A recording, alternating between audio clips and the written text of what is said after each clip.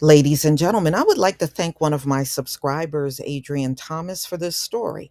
Well, first I did the story on Bank of America. Now Wells Fargo is following right in their shoes. But see, this is what happens when you label an industry too big to fail. Then what do they have to lose by doing all kinds of underhanded things behind the scenes? You said they were too big to fail. So, hey, why not dive into crime? And that's exactly what they're doing. So the same thing Bank America of America got busted on, Wells Fargo is now on the chopping block, but we know not much of anything is going to happen. That's why they keep going back to the same crimes and doing this over and over. So Wells Fargo has a new scandal. So, Wells Fargo admitted to having employees create millions of fake accounts for its customers between 2002 and 2016. The company pushed its employees into doing that by creating unrealistic sale goals, and they admitted to when it settled with the US government in 2022. Settle the matter, the bank paid $3 billion in fine. And for a bank, that's a drop in the bucket, y'all. They're not even going to feel that. Our settlement with Wells Fargo, the $3 billion monetary penalty imposed on the bank, goes far beyond the cost of doing business.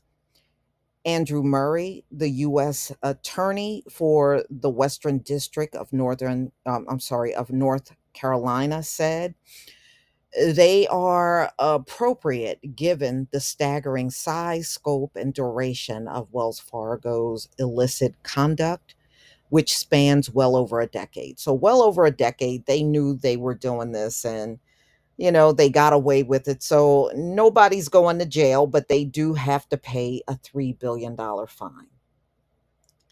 That's nothing for a bank. It's nothing, you know? And it's no telling how many people had their name used for these fake accounts.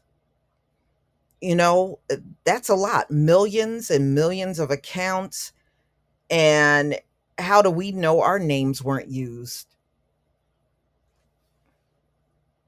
I'm just saying.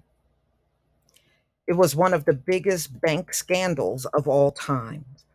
When you think it was something that would never happen at a bank. No, I believe it is something that will happen at many banks across America.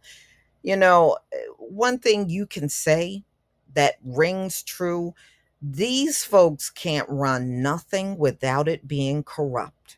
See, that's why they want to be the CEO. They want to be the executive. They want these big, high, powerful positions so they can sit in these jobs and rob everything up and cheat but tell somebody else they're lazy. Trust me, the higher they are, the lazier they are.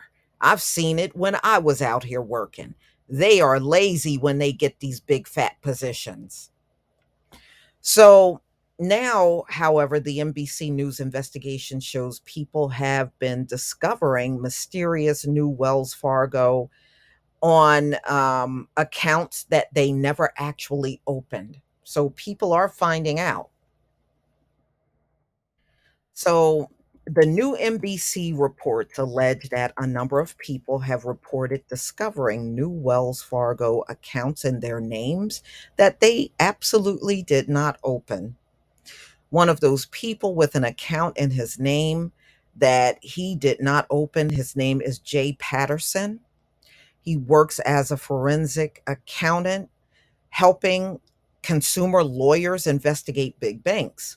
Other consumers and public complaints to regulators have detailed similar mysterious Wells Fargo accounts, raising fresh questions, experts say, about the compliance and risk management at the bank that has been rocked by scandals in recent years, according to NBC. The difference between the new fake accounts and the previous scandal is that these are accounts created for people who are not Wells Fargo customers. In a previous scandal, the company's employees added new accounts from existing customers. NBC said this identity fraud, when imposters create new identities using a combination of real and fake personal information, such as names, social security numbers, birth dates, driver's license numbers. That's a tactic under a laundering money, finance terrorism, or defraud financial institutions and government agencies or individuals, according to the story. When Patterson's fake account was created, some of his personal information was correct, but some wasn't. This raises questions as to whether the bank is properly vetting new accounts. Of course, they're not. If they're fraudulent, why would they vet anything? That doesn't make any sense. Wells Fargo also said in an August 1st Securities and Exchange Commission filing that it expected to pay $1.8 billion as part of a special assessment fee proposed by the Federal Deposit Insurance Corp. The federal agency is looking to recoup the $15.8 billion dollars it spent during March failures of Signature and Silicon Valley Bank. You notice that's all these people do. They fail at.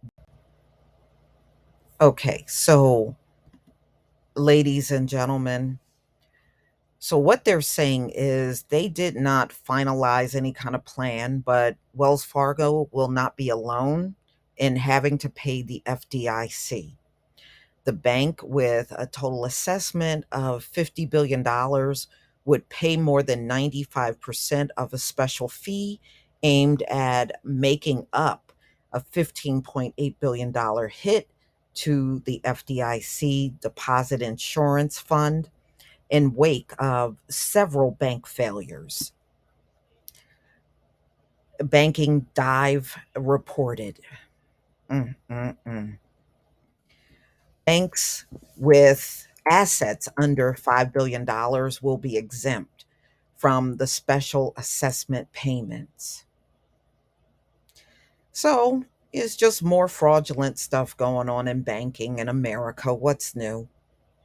Nothing, you know? And if you want to know what the history of banking is, go look at all of the financial crashes and failed banks on this soil. And you will realize a trend, and that trend is these people are horrible at running a banking institution. See, when you run it in a manner where you're cheating people constantly, it's never going to be right. It's never going to be right. And at this point, y'all, it's hard to keep trusting the same people over and over. And I really believe it's going to come down to nobody trusting them, not only with running things, but even handling the money. Nobody's going to trust these people anymore. But please tell me what you think about this video. Please leave your comment and subscribe. Don't forget to hit on the notification bell, and I'll see you on the next video. Peace, family.